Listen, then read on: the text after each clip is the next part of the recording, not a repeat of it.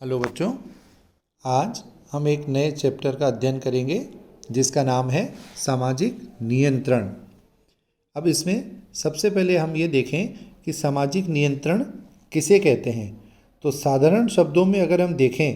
तो नियमों का अर्थ होता है, या नियंत्रण को हम ये कह सकते हैं कि किसी भी प्रकार के लोगों को अगर समूह के द्वारा हम या समाज के नियमों के द्वारा उन्हें आचरण करने को बाध्य कर दें तो उसे हम एक सामाजिक नियंत्रण कह सकते हैं। और जनरली दूसरे अब शब्दों में अगर हम देखें तो सामाजिक नियंत्रण का तात्पर्य एक संपूर्ण समाज की एक व्यवस्था को नियमों से चलने के लिए लिया जाता है, जिसका उद्देश्य होता है कि हम सामाजिक आदर्शों एवं उद्देश्यों को प्राप्त करें। तो इस प्रकार अगर हम इसकी एक परिभाषा लें तो हम कह सकते हैं कि सामाजिक नियंत्रण का संबंध संपूर्ण समाज से है, और जो इसकी प्रकृति है वो क्या है, संस्थात्मक है। इस प्रकार इसकी जो परिभाषा है वो हम दे सकते हैं कि संपूर्ण समाज में एकता और व्यवस्था बनाए रखने के लिए लोगों के व्यवहार का नियमन करना ही सामाजिक नियंत्रण कहलाता है। अब हम देखेंगे सामाजिक नियंत्रण की आवश्यकता क्या है या इसका महत्व क्या है। तो हम देख सकते हैं कि जैसे आज हम परिवार का भी एग्जाम्पल लें कि किसी भी परिवार के अंदर हम लोग साथ में रहते हैं तो परिवार में भी कोई ना कोई नियम होते हैं जो उस परिवार की व्यवस्था को बनाए रखते हैं कि आज मुझे कहीं जाना है तो मैं माता पिता या बड़े भाई बहनों को सूचित करके जाऊंगा,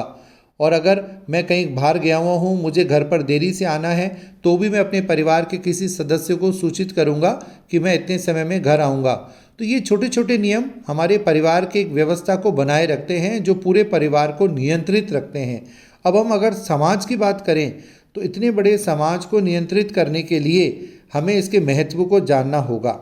अब इसमें हम सबसे पहला देख सकते हैं सामाजिक संगठन की स्थिरता। इसका मतलब है कि सामाजिक नियंत्रण के द्वारा आज हम एक व्यक्ति की जो अराजक प्रवृत्तियां होती हैं, या जिसे पशु वाली प्रवृत्तियां कह सकते हैं, या हम उसे मनमानी नहीं करने दिए जा सकते हैं, तो ये सब उसे समाज के द्वारा उसके मानव के पूरे व्यवहारों को हम अपने समाज के नियमों के अनुरूप ढालने का प्रयास करते हैं,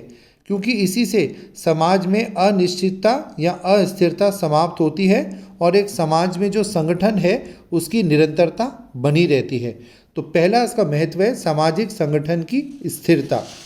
दूसरा है परंपराओं की रक्षा।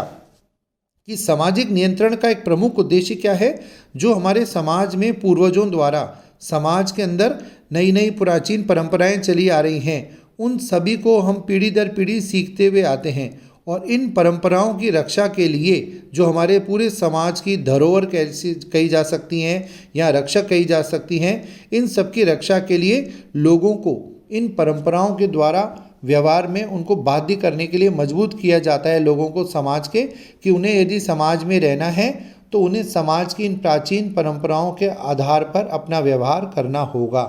तो परंपराओं की रक्षा के लिए भी सामाजिक नियंत्रण की आवश्यकता निरंतर समाज में बनी रहती है। तीसरा, समूह में एकता। कि किसी भी समाज को चलाने के लिए या समाज का कोई भी समूह सर्दी की वजह से हो रहा है क्या साहब?